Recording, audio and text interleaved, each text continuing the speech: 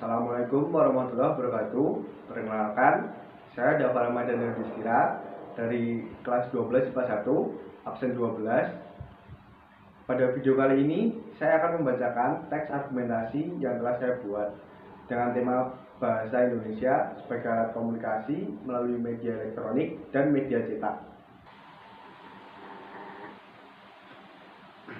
Ada dua media komunikasi yang berfungsi sebagai alat penyampaian informasi, yakni media cetak dan media elektronik. Masyarakat dapat memperoleh informasi dari media elektronik antara lain melalui radio dan televisi. Informasi dari media cetak dapat diperoleh masyarakat antara lain melalui majalah dan surat kabar. Surat kabar sebagai media cetak sangat berarti dalam kehidupan masyarakat.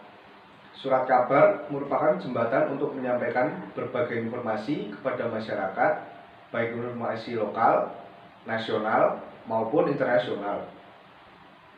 Tanpa adanya informasi, masyarakat tidak bisa berinteraksi dengan dunia luar. Masyarakat tidak akan mengetahui perkembangan kehidupan yang terjadi di sekitarnya dan dunia luar tanpa informasi. Bahasa merupakan komponen terpenting dalam kehidupan manusia.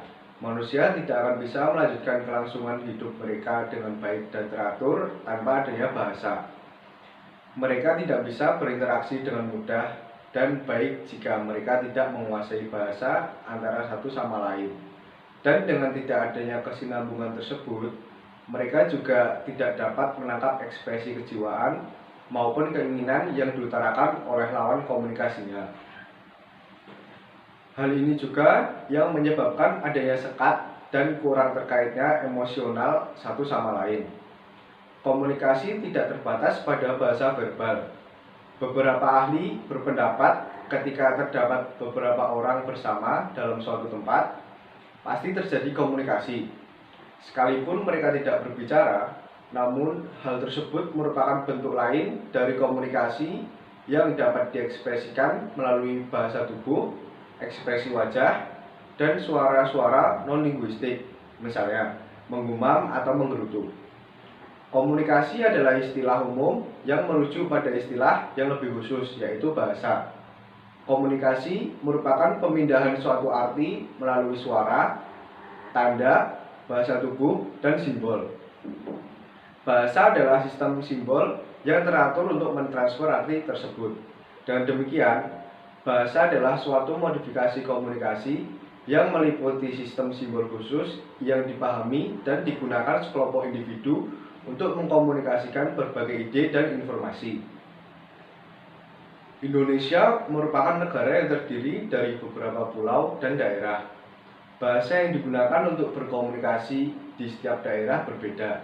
Tetapi, masyarakat Indonesia disatukan dengan satu bahasa, yakni bahasa Indonesia, di mana bahasa Indonesia menjadi bahasa utama bagi masyarakat dan negara Indonesia.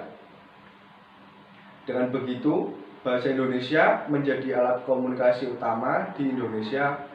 Dengan adanya bahasa Indonesia sebagai alat komunikasi utama, rakyat Indonesia tidak akan terpecah belah karena dapat disatukan dengan bahasa Indonesia.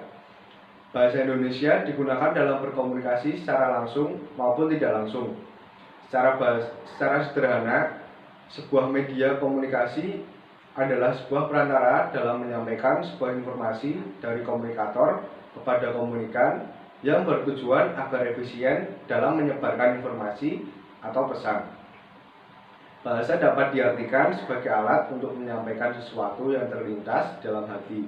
Namun, lebih jauh, bahasa adalah alat untuk berinteraksi atau alat untuk berkomunikasi. Dalam arti, alat untuk menyampaikan pikiran, gagasan, konsep, atau perasaan.